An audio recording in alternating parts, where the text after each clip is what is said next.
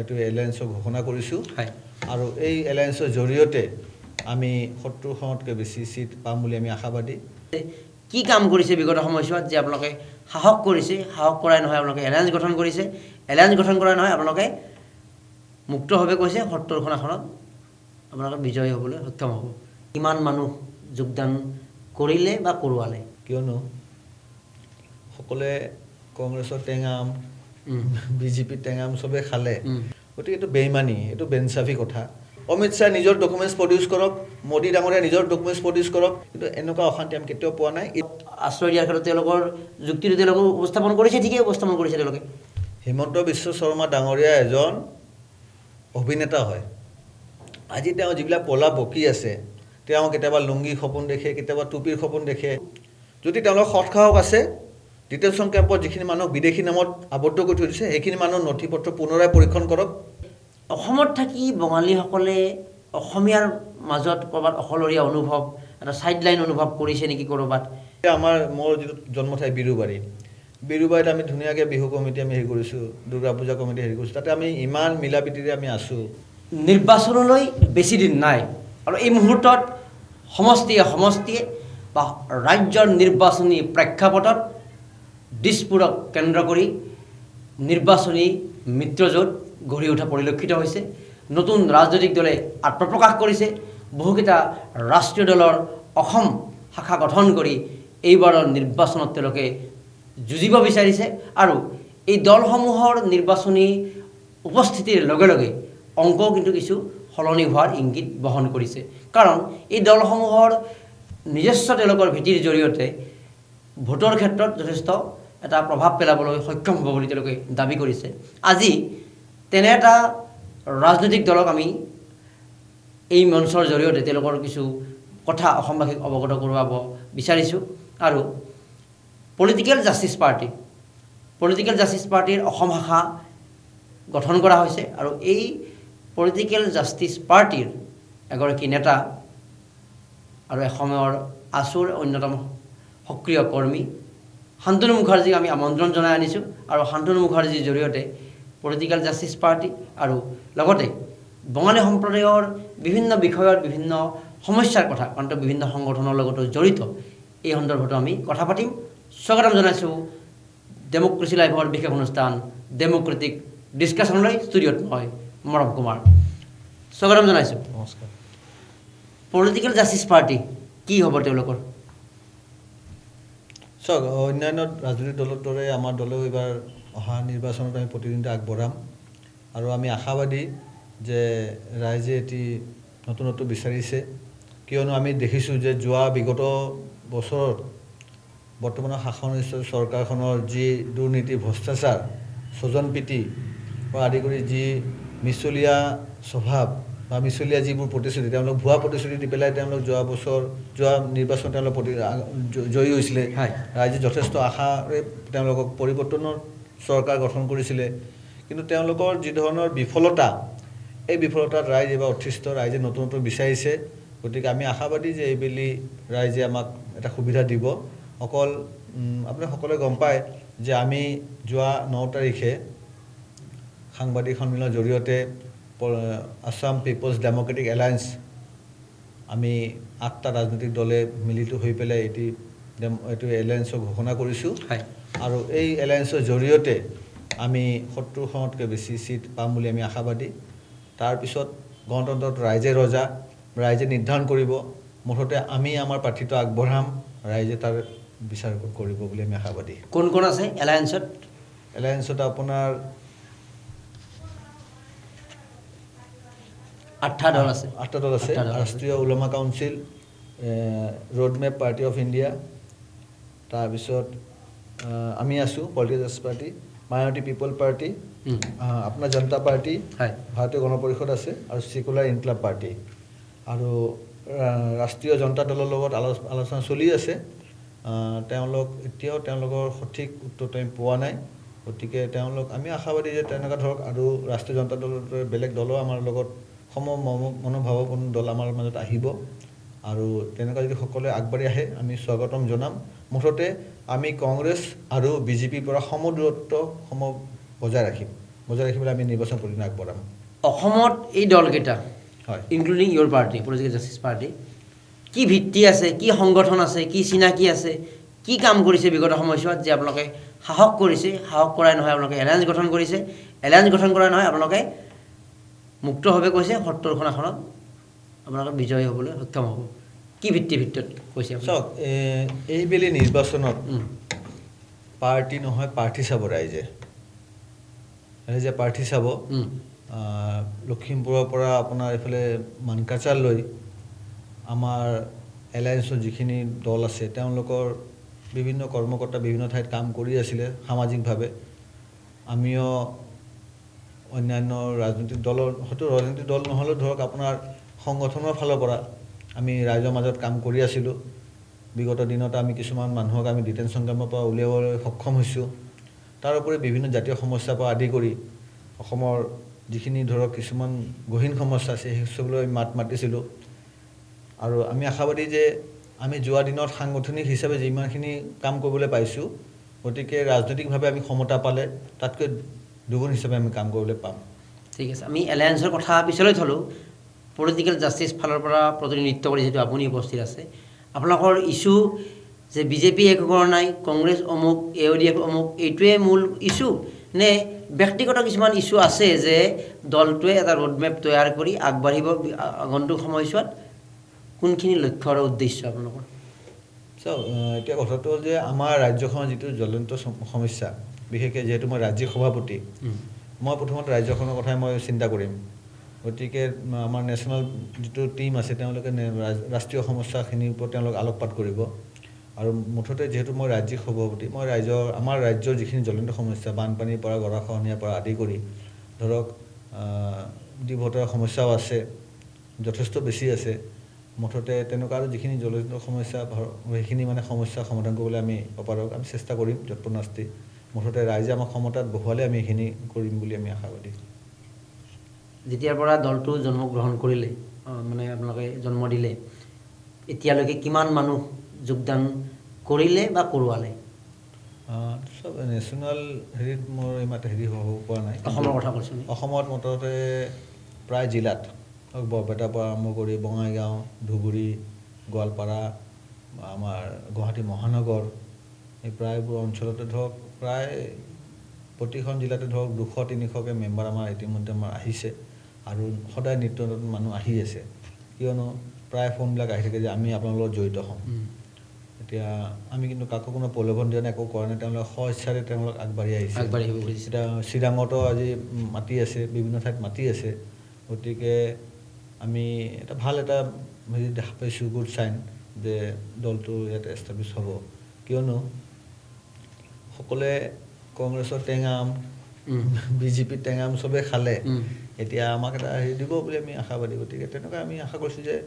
নিৰ্বাচনৰ আগে আগে প্ৰায় গোটেইকেইখন জিলাতে আমাৰ ভাল এটা সবল এটা স্থিতি আমি গ্ৰহণ কৰিব পাৰিম। আপোনাৰ দলে কিমানখন আসনত প্ৰাৰ্থী থিয় কৰাম বুলি ভাবিছে? আমাৰ ধৰক 25 পৰা 30জন হ'ব। আৰু তাৰোপৰি এলায়েন্সৰ বন্ধুৰ লগত আমি আলোচনা কৰি লৈ যদি কিবা আধাৰ কৰিবলৈ আমি কৰিম। মুঠতে আমি এলায়েন্সে আমি 126খন চিটত খেলাটো কনফাৰ্ম হৈ আছে এতিয়ালৈকে। আৰু ৰাইজৰ কাষলৈ গৈছেনে নাই আপোনালোকে? ৰাইজেহে ভোট দিব সংগঠনৰ যিটো কথাটো, তো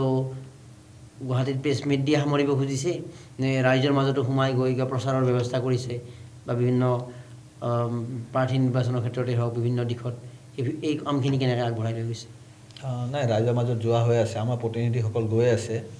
এতিয়া বিভিন্ন ঠাইত গৈ আছে, ধৰক আপোনাৰ তামোলপুৰে হওক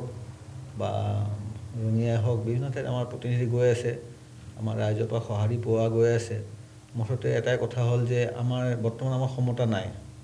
আমাৰ ক্ষমতা একো নাই। আমাৰ ৰাজনৈতিক ক্ষমতা লাগিব। ৰাজনৈতিক যিখিনি সমস্যা আছে আমাৰ অসমৰ, সেইখিনি সমস্যা কিন্তু ৰাজনৈতিক শক্তিৰে আমি সমাধান কৰিব পাৰিম। গতিকে ৰাইজৰ সঁহাৰি ভাল পাইছোঁ আমি। ভাল পাইছে। আচ্ছা, আপুনি নিজে বঙালী সম্প্ৰদায়ক প্ৰতিনিধিত্ব কৰে আৰু বিভিন্ন বঙালী সংগঠনৰ লগত জড়িত। বিভিন্ন সময়ছোৱাত আপুনি এটা আপোনাৰ কণ্ঠও জাগ্ৰত কৰে বিভিন্ন সময়ছোৱাত। যিটো হিন্দু বঙালী অনাৰ যিটো চৰকাৰখনৰ প্ৰক্ৰিয়া যিটো পাছ কৰিছে, সেই ক্ষেত্ৰত দলীয় স্থিতি, আপোনাৰ ব্যক্তিগত সংগঠনৰ সময়ৰ যিটো স্থিতি আৰু পলিটিকেল জাষ্টিছ পাৰ্টিৰ স্থিতি কেনেকুৱা বা এলায়েন্সৰ স্থিতি কেনেকুৱা? চাওক, এলায়েন্সৰ কথাটো হ'ল যে আমি যিটো CAA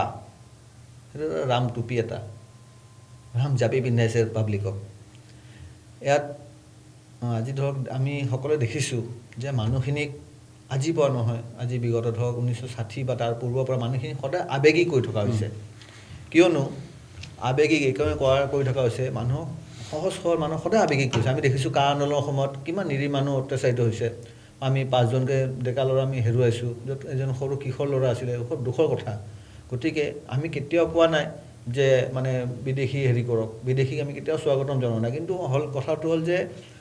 বিদেশীৰ নামত স্বদেশী মানুহক অত্যাচাৰ বন্ধ হ'ব লাগে কিয় আমি দেখিবলৈ পাইছোঁ এতিয়া চাওক NRC প্ৰক্ৰিয়া প্ৰায় শেষে বুলি ক'ব লাগিলে তাৰপিছত এতিয়াও এই বছৰ ভোটাৰ লিষ্টত বাপেকৰ নাম ককাকৰ নাম আছিলে 1966 ভোটাৰ লিষ্টত কপি চাৰ্টিফাইড কপি আছে বাপেকৰ তাৰপিছত আছিলে এতিয়া জীয়েকৰ এতিয়া নতুনকৈ নাম দিবলৈ যাওঁতে তাতে ডি লগাই দিছে গতিকে এইটো বেইমানি এইটো বেনচাফি কথা এইকাৰণে কৈছোঁ চাওক NRCত মানুহখিনিৰ নথি পত্ৰ পুংখানুপুংখভাৱে পৰীক্ষা কৰিছে ধুবুৰীৰ পৰা আপোনাৰ শদিয়ালৈ মানুহ গৈছে ধুবুৰীৰ পৰা আপোনাৰ ধৰক শিলচৰলৈ পঠাইছে অথচ শিলচৰ সেই মানুহজন কেতিয়াও গৈ পোৱা নাই চিলাপথাৰলৈ গৈছে তেনেকুৱা মানুহ যথেষ্ট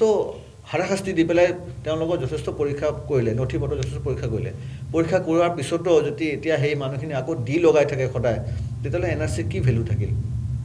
আৰু থাকিল দ্বিতীয় কথা যে আমি এইটো অনুভৱ কৰিবলৈ পাইছোঁ এইটো এটা বৃহৎ ষড়যন্ত্ৰ আমাৰ সাতম পুৰুষীয়া যিটো ভাতৃত্ব এই ভাতৃত্ব ধ্বংস কৰা এইটো এটা চক্ৰান্ত কুচক্ৰান্ত এয়া শাসকীয় পক্ষই হওক বা বিৰোধী পক্ষই হওক যোনে যিবিলাক ধৰক ইমান এটা বেয়াকৈ এটা প্ৰপাগাণ্ডা এটা উলিয়াইছে 1,90,00,000 হিন্দু বাংলাদেশী অসমলৈ আহিব টোটেলি ৰং কিয়নো বাংলাদেশত 1,90,00,000 হিন্দু মানুহ নাই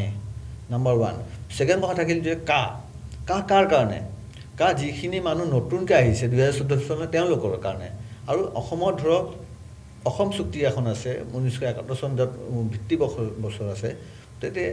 সেই ভিত্তি বছৰৰ ভিত্তি কৰিয়ে মানুহখিনিক এটা নাগৰিকত্ব কনফাৰ্ম কৰি থকা হৈছে তেতিয়াহ'লে সেই মানুহখিনি কি বেচিছত কাৰ জৰিয়তে আকৌ নাগৰিকত্ব আবেদন কৰিব নাগৰিকত্ব কিবা বজাৰত আলু পিঁয়াজ নেকি যে আজি শেষ হৈ গ'ল আকৌ কালি লৈ আহিব লাগিব গতিকে তেনেকুৱা যদি কৰিব বিচাৰিছে গতিকে ইণ্ডিয়াৰ কাশ্মীৰৰ পৰা একদম কন্যাকুমাৰীলৈকে সকলোৰে নাগৰিকত্ব পুনৰাই দিয়ক অল কমিউনিটি দিয়ক অমিত শ্বাহে নিজৰ ডকুমেণ্টছ প্ৰডিউচ কৰক মোদী ডাঙৰীয়া নিজৰ ডকুমেণ্টছ প্ৰডিউচ কৰক অমিত শ্বাহে নিজৰ নিৰ্লাজৰ দৰে কেতিয়াবা ঘুচপিটি বুলি কৈছে কেতিয়াবা আপোনাৰ হেৰি উইপুক বুলি কৈছে গতিকে তেওঁতো আপোনাৰ এই তেজপিয়া হয় অমিত শ্বাহ এজন তেজপিয়া কিয়নো তেওঁ সদায় তেওঁলোকৰ ৰং বদলে তেওঁলোক কোচবিহাৰত আহি পেলাই কয় চলো পাল্টাই আগৰতলাত গৈ পেলাই কয় চলো পাল্টাই আমুকত গৈ পেলাই কয় চলো পাল্টাই কোচবিহাৰত আমি দেখিবলৈ পাইছোঁ তাতে যিখিনি মানুহ যিখিনি আছে যিখিনি কমিউনিটি আছে ৰাজবংশী মানুহ আছে গোৰ্খা ভাইসকল আছে তেওঁলোকৰ মাজত এটি জাতিভেদ প্ৰথা বিভাগ কৰিবলৈ বিচাৰিছে তেওঁলোকৰ মাজত এটা অশান্তি সৃষ্টি কৰিবলৈ বিচাৰিছে তেওঁলোকে পশ্চিমবংগত গৈ কথা এটা কৈছে অসমত আহি কথা এটা কৈছে গতিকে তেওঁলোক চূড়ান্ত মিছলীয়া তেওঁলোকৰ কথাত কোনো ভেলু নাই আৰু এটা কথা যে আজি নাগৰিকত্ব এই নাগৰিকত্ব লৈ পেলাই ইমান হুলস্থুল আমাৰ কিন্তু প্ৰথম আৰম্ভ কৰিলে কিয়নো চাওক ইয়াৰ আগতে বহুতবাৰ নাগৰিকত্ব সংশোধনী হৈছে কিন্তু এনেকুৱা আমি অশান্তি কেতিয়াও পোৱা নাছিলোঁ কিন্তু 2003 চনত নাগৰিকত্ব সংশোধনী হৈছে বা তাৰ আগতে বহুতবাৰ হৈছে কিন্তু এনেকুৱা অশান্তি আমি কেতিয়াও পোৱা নাই এইটো এটা ষড়যন্ত্ৰ সহজ সৰল মানুহৰ আৱেগক এইবাৰ যে ধৰ্মৰ ভিত্তিত নাগৰিকত্ব দিব ওলাইছে সেইকাৰণেহে লাগিছে ইছ্যুটো নহয় চাওক এটা কথাটো হ'ল যে বিশেষকৈ ক'ত লাগু হয় নালাগে নাজানো মই মুঠতে আমাৰ অসমত নালাগে কিয়নো 1971 চনত ভিত্তিবৰ্ষৰ হিচাপে গোটেইখিনি মানুহ ভাৰতীয় গতিকে ভাৰতীয় মানুহক এজন ভাৰতীয় মানুহক কেইবাৰ নাগৰিকত্ব দিব লাগে কিন্তু হিমন্ত বিশ্ব শৰ্মাই ইতিমধ্যে কৈছে অসম চুক্তি বাইবেল নহয় অসম চুক্তি সলনি হ'ব পাৰে অসম চুক্তি কেইজনমান মানুহে নিজৰ মৰ্জিমতে কৰা এটা বিষয় আছিলে তো সেইবিলাক কথা কৈ অসম চুক্তি ইতিমধ্যে তেওঁলোকে নস্যাৎ কৰিছে গতিকে তাৰ পাছত তেওঁলোকে সেইখন নস্যাৎ কৰি 2014 31 ডিচেম্বৰলৈকে অহা যিটো সেই শৰণাৰ্থীসকল সেই আফগানিস্তান বাংলাদেশ তেওঁলোকৰ থকা যি পাৰ্চী হিন্দু এই লোকসকলক আশ্ৰয় দিয়াৰ ক্ষেত্ৰত তেওঁলোকৰ যুক্তিটো তেওঁলোকে উপস্থাপন কৰিছে ঠিকেই উপস্থাপন কৰিছে তেওঁলোকে হিমন্ত বিশ্ব শৰ্মা ডাঙৰীয়া এজন অভিনেতা হয় এইকাৰণে কৈছোঁ তেখেতৰ অভিনয় চাই মানুহ এতিয়া অসমৰ ৰাইজ ভাগৰি গৈছে আমনি লগা হৈছে তেওঁ আগতে কি কৈছিলে মাজতে গাড়ীত উঠি প্ৰচেছনটো কেনেকুৱা লাগিছে আপোনাৰ তেওঁতো কৈছোঁতো মই তেওঁ এজন অভিনেতা হয় তেওঁ সদায় তেওঁ অভিনয় কৰি অভ্যস্ত হৈছে আপুনি চাওক তেওঁ যেতিয়া কংগ্ৰেছত আছিলে তেতিয়া তেওঁ কি বুলি কৈছিলে যে গুজৰাটৰ পানীয়েদি পাইপৰ পানী দি মুছলমানৰ তেজ বৈ যায় এতিয়া তাত কি ৰচনা পানী বৈ যায় নেকি দলীয় খবৰ দিছিল কাৰণে কৈছিলে গতিকে এটা কথা আজি তেওঁ যিবিলাক পলা বকি আছে তেওঁ কেতিয়াবা লুংগি সপোন দেখে কেতিয়াবা টুপিৰ সপোন দেখে কেতিয়াবা আপোনাৰ ধুতিয়লা সপোন দেখে কেতিয়াবা তেওঁ দাড়িয়ালা সপোন দেখে তেওঁ মানে নিজে কেতিয়াবা কি বকি থাকে তেওঁ নিজেই নাজানে গতিকে তেখেতৰ কথা ইমান এটা গুৰুত্ব দি লাভ নাই হঠাৎ মানে আগন্তুক নিৰ্বাচনত এই তেওঁলোকৰ এই নেতাসকলৰ কথাবিলাকক ৰাইজে এবাৰ গুৰুত্ব নিদিয়ে কেনেকৈ গুৰুত্ব দিব ৰাইজে দেখি আছে তো ৰাইজেতো বিচাৰকৰণ কৰিব ৰাইজে দেখি আছে যে তেওঁলোকে সদায় একোটা কথা সদায় ইছ্যুবিলাক তেনেকুৱা কৰিছে আপুনি চাওক যোৱা বিগত বছৰতো তেওঁলোকে কি কৰিছে বিসম্বাদ কিবা কিবি নাটক চাটক কৰি পেলাই ৰাইজক বুৰ্বক বনাই পেলাই ডেভেলপমেণ্ট আমাৰ শূন্য হৈ গ'ল এই বেদিও তেওঁলোকে কি কৰিব বিচাৰিছে এই কিবা কিবি লুংগি টুপি কিবা কিবি মিউজিয়াম নীলা লুংগি সপোন দেখে মামাৰ হয় কেতিয়াবা কেতিয়াবা ভাগিন হৈ যায় এইবিলাক ভাওনা ভেকু ভাওনা কৰি পেলাই ৰাইজৰ মনটো বেলেগ ফালে ডাইভাৰ্ট কৰিবলৈ বিচাৰিছে গতিকে আমাক লাগে উন্নয়ন আমাক আজি তেওঁলোকে কিমানজন বেকাৰ আমাৰ শিক্ষিত নিবনুৱাক তেওঁলোক সংস্থাপন দিব পাৰিলে তেওঁ তাৰে হিচাপটো দিয়ক এতিয়া চাওক এতিয়া বেলেগ অন্য ৰাজ্যৰ সাংসদবিলাকে বা অন্য ৰাজ্যৰ মিনিষ্টাৰবিলাকে বা অন্য ৰাজ্যৰ জনপ্ৰতিনিধিবিলাকে তেওঁলোকে বিভিন্ন ৰাজ্যত তেওঁলোকৰ ল'ৰা ছোৱালীখিনিক সংস্থাপন দিয়ে কিন্তু আমাৰ এইসকল নেতা আমাৰ এইসকল ৰাজনৈতিকজ্ঞই আমাৰ এইসকল জনপ্ৰতিনিধিয়ে আজিলৈকে আমাৰ অসমৰ ল'ৰা ছোৱালীখিনিক অসমতো দূৰৰ কথা বাহিৰত কেইজনক সংস্থাপন দিলে তাত তেওঁলোকে হিচাপ দিয়ক তেওঁলোকে বিভিন্ন সময় তেওঁলোকে তেনেহ'লে গম পালোঁ তেনেহ'লে 5টা বছৰ শেষ হ'ল 5 বছৰে কি কৰিলে তেওঁলোকে তেনেহ'লে 5 বছৰে মানে এতিয়াতো তেওঁলোকে হৰ্ডিংবিলাকতো কৈ আছে মুখ্যমন্ত্ৰী কৈ আছে জে পি নাড্ডাই আহি জনজাতিকৰণ কৰা বুলিও কৈ দিলে 6 জনগোষ্ঠীৰ আকৌ সকলো প্ৰতিশ্ৰুতি পালন কৰা বুলিও কৈ দিলে তো এই কথাবিলাক কেনেকৈ তেওঁলোকে যদি সঁচাকৈ প্ৰতিশ্ৰুতি পালন কৰিছে তেতিয়াহ'লে নতুনকৈ মানুহক কিয় দি লগাই আছে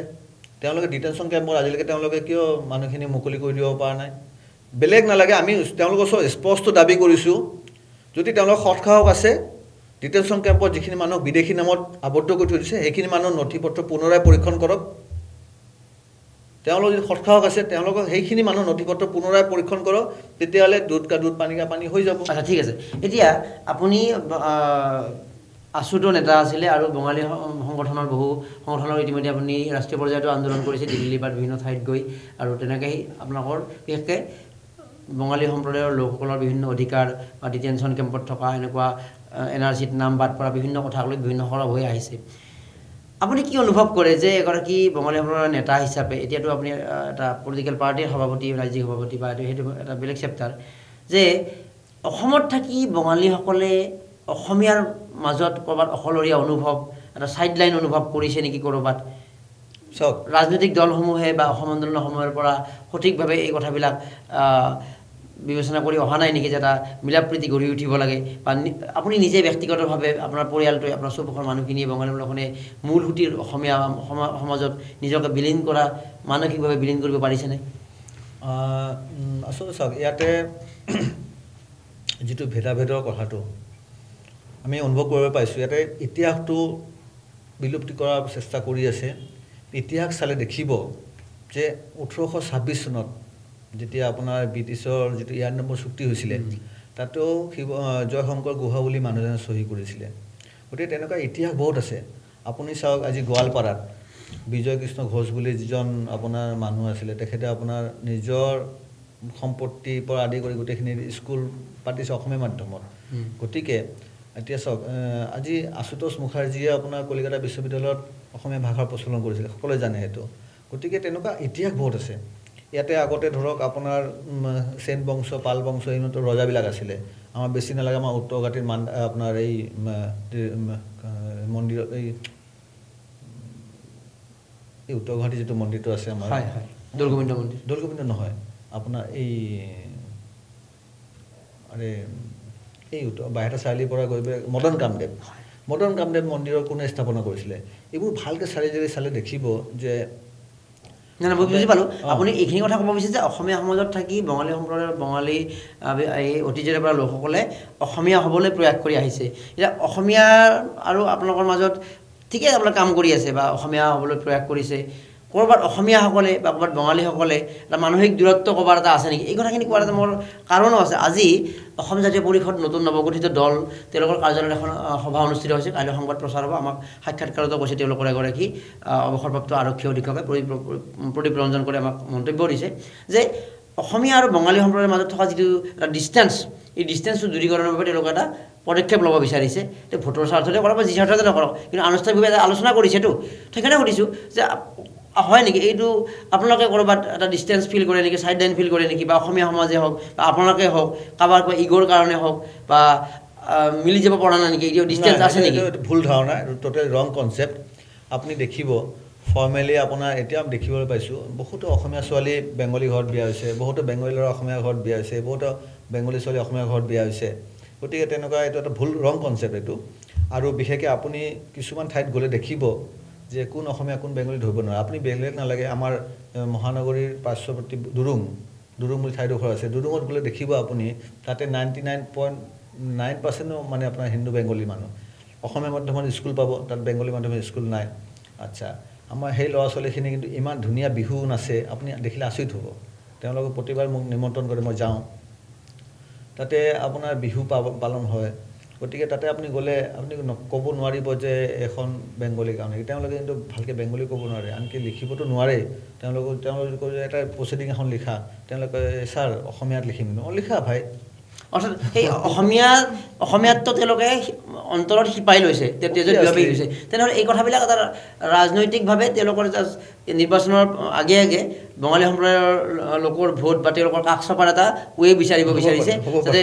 বেলেগৰ পৰা অকণমান পৃথক হৈ দেখাব বিচাৰে। আপুনি নিজে এগৰাকী যদি বঙালী সম্প্ৰদায়ৰ নেতা, অসমীয়া সমাজৰ আছে, আপুনি কেতিয়াও অনুভৱ কৰা নাই যে মই অসমীয়া সমাজৰ পৰা পৃথক বা মোক কোনোবা অসমীয়া এজন ব্যক্তিয়ে মোক পৃথক বুলি অনুভৱ কৰিছে? আমি চাওক, এতিয়া মোৰ যিটো জন্মঠাই বিৰুবাৰীত আমি ধুনীয়াকৈ বিহু কমিটি আমি হেৰি কৰিছোঁ, দুৰ্গা পূজা কমিটি হেৰি কৰিছোঁ, তাতে আমি ইমান মিলা প্ৰীতিৰে আমি আছোঁ। গতিকে তাত কোনেও ক'ব নোৱাৰে যে এইটো আমুক বুলি। চাওক, তাতে কোনোবা এজন মোৰ মনত পৰে এজন বিহাৰী মানুহ। আচ্ছা, মই বুজি পাইছোঁ। তথাপিতো যদিও বা সামাজিকভাৱে আপুনি কথাখিনি কৈছে, পূজা কৰ্ম বা কেতিয়াবা আমাৰ বিভিন্ন উৎসৱত মুছলমানৰ সম্প্ৰদায়ৰ লোকো আহে বা ঈদতো আমি যাওঁ, সেইটো এটা নুবুজায়, সেইটো এটা আন্তৰিকতা বা ওচৰ চিনাকি হিচাপত যোৱা যায়। ৰাজনৈতিকভাৱে ক'ৰবাত যেনেকৈ NRCৰ পৰা যথেষ্ট হিন্দু বঙালীৰ নাম বাদ পৰিছে, আপুনি নিজে ক'লে যথেষ্ট এতিয়া ৰাজনৈতিকভাৱে ক'ৰবাত হিন্দু বঙালী বা আমাৰ বঙালী লোকসকলক অকণমান চাইড লাইন কৰাৰ প্ৰয়াস কৰি অহা হৈছে। সেইটো হয়, ইয়াত কোনো সন্দেহ নাই।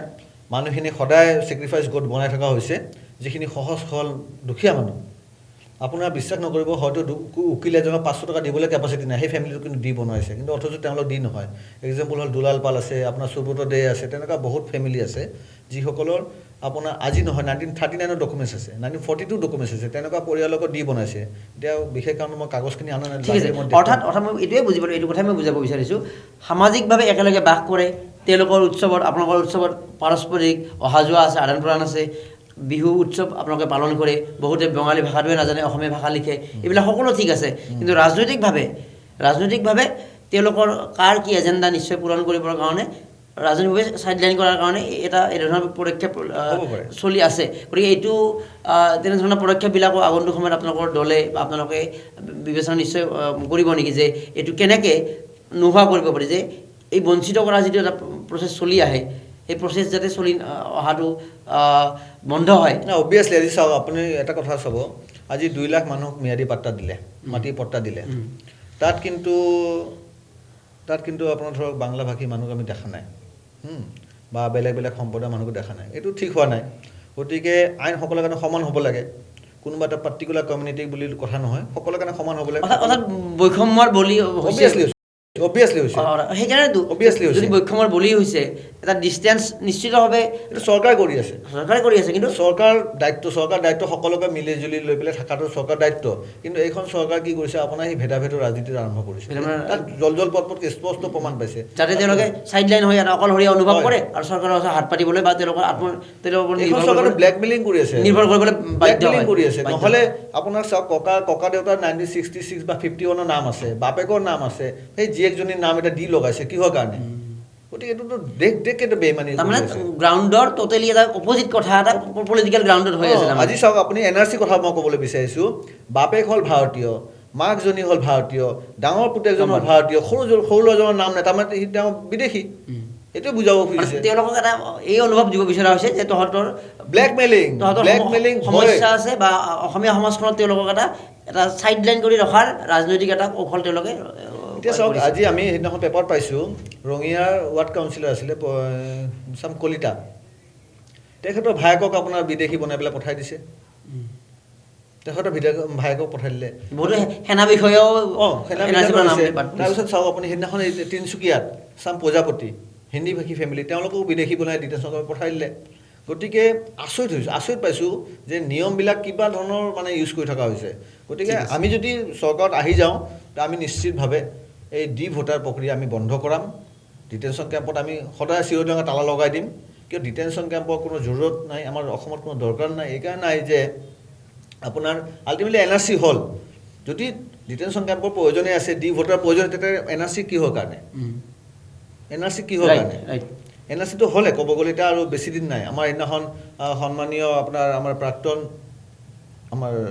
উচ্চতম ন্যায়ালয়ৰ প্ৰধান বিচাৰপতি তেওঁ এটা ষ্টেটমেণ্ট দিছে, আজি পেপাৰত পাইছোঁ, যে NRC এটা ডাঙৰ খেলা। আমাৰ ৰঞ্জন গগৈয়ে কৈছে ৰাজনৈতিক নেতাৰ ডাঙৰ খেলা পাইছোঁ, দুখ লাগিছে। গতিকে আজি এই NRC পইচাটো ৰাইজৰ পইচা, আমাৰ অসমৰ ৰাইজৰ পইচা, 1600 কোটি টকা পানীত গ'ল ক'ব গ'লে। এতিয়া চাওক, তেওঁলোকে কৈ আছে যে NRC আমি নামানো, কিছুমানে কৈছে আমাৰ NRC আমাৰ শুদ্ধ হৈছে। এতিয়া আপুনি কাৰ কথা মানিব? কিছুমানে মিঠাই খালে, যিখন চৰকাৰৰ অধীনত হৈছে মিঠাই খোৱাৰ পিছত আকৌ বিজেপিয়ে প্ৰেছ মিট পাতি ৰঞ্জিত দাস তেওঁলোকে কৈ আছে নাই NRCত ভুল আছে, NRCত বাংলাদেশীৰ নাম সোমাইছে। অথচ তেওঁলোকৰ চৰকাৰৰ তত্বাৱধানতে হৈছে, উচ্চতম ন্যায়ালয়ৰ জুৰিডিকশ্যনত হৈছে, তত্বাৱধানত হৈছে, কিন্তু চৰকাৰটো তেওঁলোকৰে আছে কেন্দ্ৰত। তেওঁলোকে সদায় এটা কথা শব্দ ব্যৱহাৰ কৰে, যিটো খুব দুখ লাগি যায়, সন্দেহজনক নাগৰিক, বাংলাদেশী, এইবোৰ শব্দ তেওঁলোকৰ কিবা কেতিয়াবা বিলুপ্তি নহয়। তেওঁলোকৰ চৰকাৰতো বিষয় আছিল প্ৰতীক হাজেলা, তেওঁলোকৰ এভৰিথিং নিয়ন্ত্ৰণত আছিল। চৰকাৰ গঠন কৰিয়ে সৰ্বানন্দ সোণোৱালে NRC কাৰ্যালয়ত গৈ কৈছিল কেনেকুৱা কাম হৈ আছে, কি হৈ আছে, বিভিন্ন তদাৰক কৰি আছিলে। আৰু কামটো শেষ হোৱাৰ পিছত যেতিয়া দেখিলে তেওঁলোকৰ এজেণ্ডা পূৰণ হোৱা নাই আৰু তেওঁলোকে ওলোটা খৰ মাৰিছে। এই বিজেপি চৰকাৰে হিন্দু মুছলমান ভেদাভেদ কৰিছে। তেওঁলোকে আমি দেখিবলৈ পাইছোঁ, ফেচবুকত দেখিবলৈ খুব দুখ লাগি যায়। মানুহখিনি সহজ সৰল মানুহক ইমান আৱেগিক কৰি আছে ধৰ্ম লৈ পেলাই। অথচ ৰঞ্জিত দাসে নিজে ঘোষণা কৰিলে যে তেওঁ 7জন নে 8জন এবাৰ মুছলমান মানুহক প্ৰাৰ্থিত্ব দিব। কিহৰ কাৰণে? বা তেওঁ নিজে সৰগ সমষ্টিত তেখেততে নিজৰ স্থিতি নাই, স্পষ্ট কথা। 4000 নে 5000 মুছলমান সম্প্ৰদায়ৰ লোকক যোগদান কৰা বুলি তেখেত এতিয়া বন্ধ কোঠালিত মেকুৰী যেনেকুৱা অৱস্থা হয়, কোনফালেদি পলাওঁ, তেখেতৰ এই অৱস্থা হৈছে। এবাৰ হিমন্ত বিশ্ব শৰ্মাই কৈছে মুছলমানৰ ভোট নালাগে, আৰু তেওঁ সমষ্টিত বিশাল মানে সংখ্যালঘু সন্মিলন পাতিছে। অসমৰ ক'তো দেখা নাই, বিভিন্ন ঠাইত পাতিম বুলি কৈছে তেওঁলোকে। সৰ্বসমষ্টিত সন্মিলন পাতি কৈছে যে 4500 মানুহ যোগদান কৰিছে। ৰঞ্জিত দাসৰ যদি সৎ সাহস আছে, তেওঁ সৰ্বশত এবাৰ ইলেকশ্যন খেলক। তেওঁ মেকুৰীৰ নিচিনা পলাই আছে, তেওঁ পলৰুৱা হয়, তেওঁ অ'ত ত'ত পলাই। ঠিক আছে, আমি কিছু আলোচনা কৰিলোঁ, আৰু এইখিনি আলোচনাৰ জৰিয়তে আমাৰ বঙালী সম্প্ৰদায়ৰ লোকসকল বা আমাৰ অসমীয়া সমাজৰ এটা সম্প্ৰীতিৰ ভাৱধাৰাও আমি দিবলৈ প্ৰয়াস কৰিলোঁ। আৰু লগতে শুভকামনা জনাইছোঁ, আপোনালোকে এটা ভাল উদ্দেশ্য লৈ এটা দল গঠন কৰিছে। আৰু শুভকামনা জনাই আমি এই আশা কৰিম যে এটা ব্যতিক্ৰম হ'ব লাগে, যে সকলোৱেতো প্ৰতিশ্ৰুতি দিয়া কথাখিনি কয় যে এটা ভাল দল ৰাইজৰ স্বাৰ্থত কৰাৰ বাবে প্ৰয়াস কৰক। আৰু শেষত এগৰাকী বঙালী সম্প্ৰদায়ৰ নেতা হিচাপে, এগৰাকী এটা ৰাজনৈতিক দলৰ ৰাজ্য এখনৰ মুৰব্বী হিচাপে অসমীয়া সমাজত অসমীয়া আৰু বঙালী সম্প্ৰদায়ৰ লোক যিসকল আছে, আমাৰ যি অনুষ্ঠান চাব, এটা শান্তি সম্প্ৰীতিৰ ভাৱধাৰা বজাই ৰাখক, এটা কোনো কমিউনেল এটা ক্লেছ নহওক, বা কিবা আহ্বান জনাব নেকি আপুনি? আমি ৰাইজক এইটো বিচাৰিছোঁ, আহ্বান জনাবলৈ বিচাৰিছোঁ, শ্ৰদ্ধ অসমবাসী ৰাইজ, যোৱা দিনত আমাৰ মাজত যি ধৰণৰ সাম্প্ৰদায়িক শক্তিয়ে মূৰ দাঙি উঠিছিলে, সেই সাম্প্ৰদায়িক শক্তিক আগন্তুক নিৰ্বাচনত ৰাইজে এশকুনি দিব লাগে। যোগ্য ব্যক্তিক,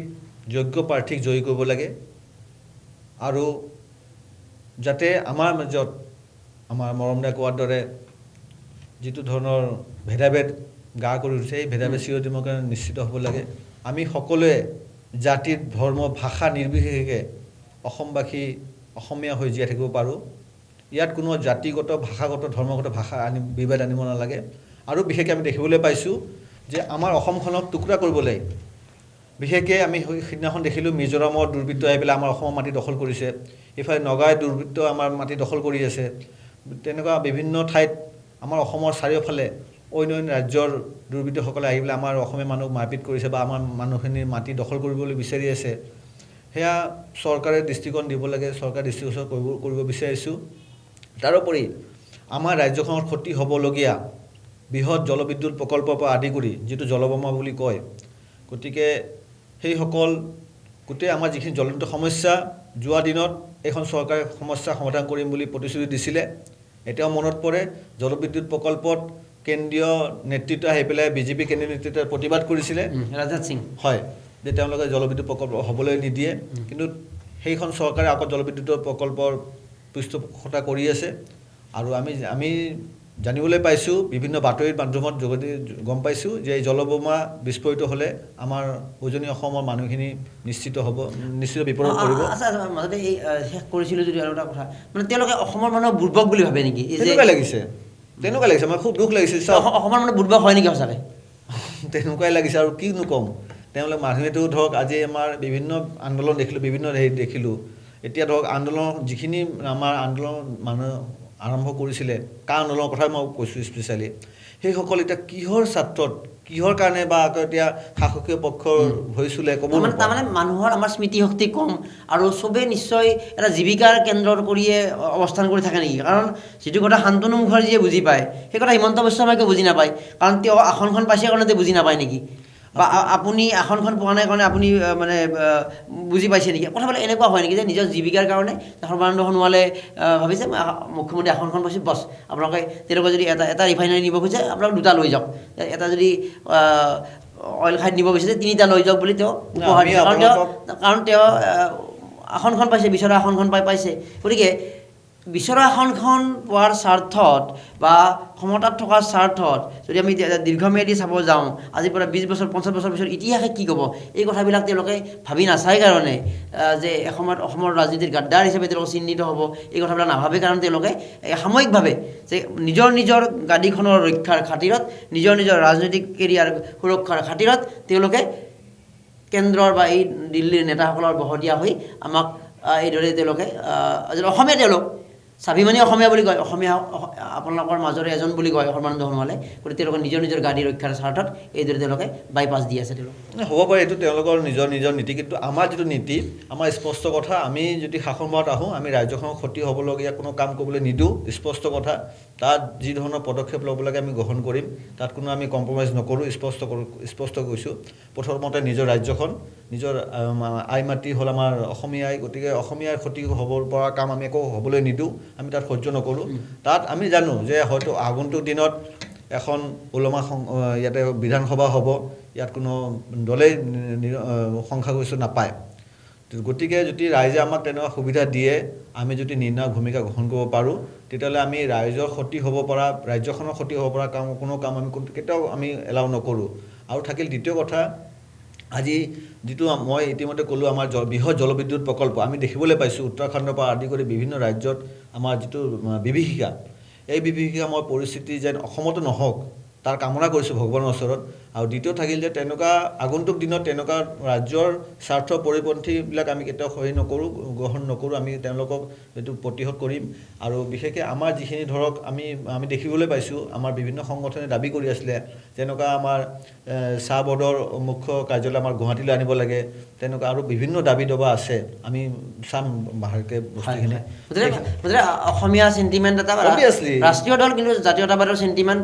আঞ্চলিক চেণ্টিমেণ্ট এটা ৰাখিব বিচাৰিছে ধন্যবাদ আমি আলোচনা সামৰিব লাগিব আমাৰ সময়ে অনুমতি দিছে বা সময়ে আমাক নিৰ্দেশ দিছে কিন্তু আমি শান্তনু মুখাৰ্জী তেওঁ এগৰাকী এসময়ৰ ছাত্ৰ নেতা বঙালী সংগঠনৰ লগত বিভিন্ন তেওঁ আন্দোলনৰ লগত জড়িত বিভিন্ন তেওঁ ধৰ্ণা বা বিভিন্ন সময়ৰ এই বক্তব্যৰ লগত জড়িত আৰু শেহতীয়াকৈ এটা দলৰ দায়িত্ব লৈছে গতিকে আমি শুভকামনা জনাইছোঁ যে দল সৰু ডাঙৰ বা কেতিয়া কৰিছে ডাঙৰ কথা নহয় তেওঁলোকৰ এজেণ্ডাটো তেওঁলোকৰ মানসিকতাটো তেওঁলোকৰ মেণ্টেলিটিটো এটা ডাঙৰ কথা আমি আশা ৰাখিম তেওঁলোকে অসমৰ প্ৰেক্ষাপটত অসমৰ সমাজ জীৱনত আসন কিমানখন পায় সেয়া গণতান্ত্ৰিক বা ৰাইজৰ ভোটদানে নিৰ্ণয় কৰিব কিন্তু অসমৰ হকে চিন্তা কৰি তেওঁলোকে আগবাঢ়ি এটা দীৰ্ঘম্যাদী আঁচনিৰে অসমক সুৰক্ষিত কৰি ৰাখিবলৈ প্ৰয়াস কৰিব বুলি আমি আশা ৰাখিছোঁ বিদায় লৈছোঁ